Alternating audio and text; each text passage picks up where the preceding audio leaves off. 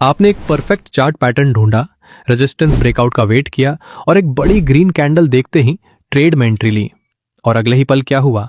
Market ने अचानक पलटकर आपका स्टॉप लॉस हिट कर दिया। क्या आपके साथ भी ऐसा बार बार होता है? डोंट वरी, आप अकेले नहीं हो। ट्रेडिंग की दुनिया का सबसे बड़ा सच ये है कि 80% से ज्यादा ब्रेकआउट्स फेल होते हैं। लेकिन क्या आपने कभी सोचा है कि ऐसा क्यों होता है?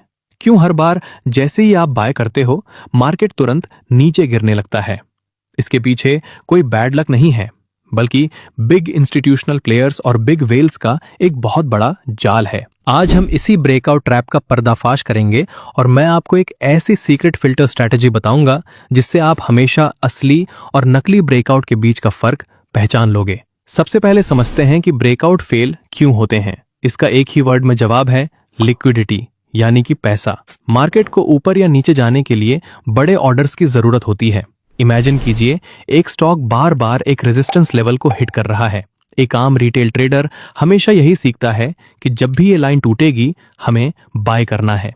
इसलिए हजारों रिटेल ट्रेडर्स उस रेजिस्टेंस लाइन के ठीक ऊपर अपने बाय स्टॉप ऑर्डर्स लगाकर बैठ जाते हैं, और जो लोग पहले से शॉर्ट करके बैठे हैं उनके स्टॉप लॉसेस भी ठीक उस लाइन के ऊपर होते हैं। अब आती है मार्केट की बड़ी वेल, बड़े बैंक्स और हेज फंड्स। उन्हें लाखों शेयर्स बाय करने होते हैं। अगर वो नॉर्मल मार्केट में बाय करेंगे तो प्राइस बहुत ऊपर भाग जाएगा और उन्हें सही प्राइस नहीं मिलेगा। उन्हें चाहिए होते हैं बहुत सारे सेलर्स जो उन्हें सही दाम पर शेयर्स बेच सकें।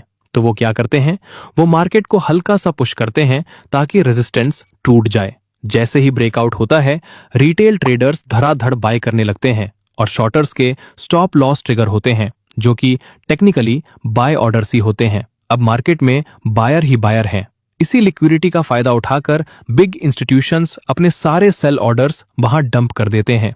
उन्होंने आपसे महंगे दाम पर बाय करवाया और खुद शॉर्ट करके बैठ गए, और इसी तरह फेक आउट कंप्लीट होता है। अगर हम ध्यान से देखें तो ब्रेकआउट्स फेल होने के 3 बड़े रीजंस होते हैं। सबसे पहला रीजंस है लो वॉल्यूम ब्रेकआउट। अगर मार्केट एक बड़े रेजिस्टेंस को तोड़ रहा है तो वहां पूरा जोर लगना चाहिए।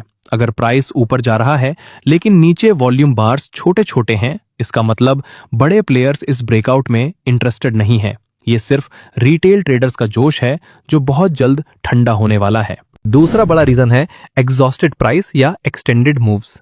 इमेजिन कीजिए, आपको 5 किलोमीटर दौड़ने के बाद एक बड़ा पत्थर तोड़ना है। क्या आप तोड़ पाओगे?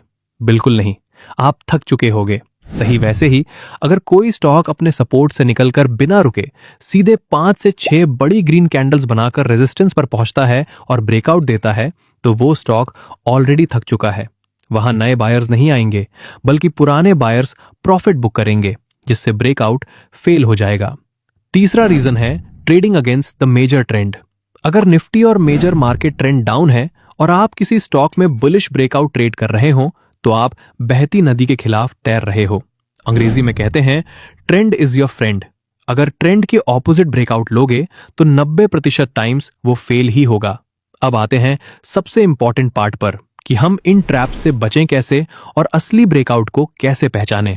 इसके लिए मैं आपको 2 गोल्डन रूल्स दे रहा हूं। रूल नंबर 1 है द बिल्ड अप रूल। एक सच्चा ब्रेकआउट कभी भी धूम धड़ाका करके सीधे नहीं निकलता। अगर प्राइस रेजिस्टेंस लाइन के पास आकर कुछ देर रुकता है और वह 4 से 5 कैंडल्स का एक कंसोलिडेशन जोन या रेंज बनाता है, तो इसका मतलब है कि सेलर्स प्राइस को नीचे नहीं धकेल पा रहे हैं और बायर्स वहां अक्यूमुलेट हो रहे हैं। जब इस बिल्डअप के बाद ब्रेकआउट होता है तो वो 90% रियल होता है। रूल नंबर 2 है the candle closing and retest confirmation. जल्दबाजी मत कीजिए और फोमो का शिकार मत होइए। सिर्फ प्राइस के लाइन के ऊपर जाने से ब्रेकआउट नहीं होता। हमेशा कैंडल की क्लोजिंग का वेट करें। अगर 5 मिनट या 15 मिनट की कैंडल रेजिस्टेंस के ऊपर पूरी बॉडी के साथ क्लोज होती है, तभी उसे वैलिड माने। और अगर आप बिल्कुल सेफ खेलना चाहते हैं तो ब्रेकआउट के बाद प्राइस को वापस उस लाइन पर आने दें जिसे हम रीटेस्ट कहते हैं, और वहां कोई बुलिश कैंडलस्टिक पैटर्न देखकर ही एंट्री लें।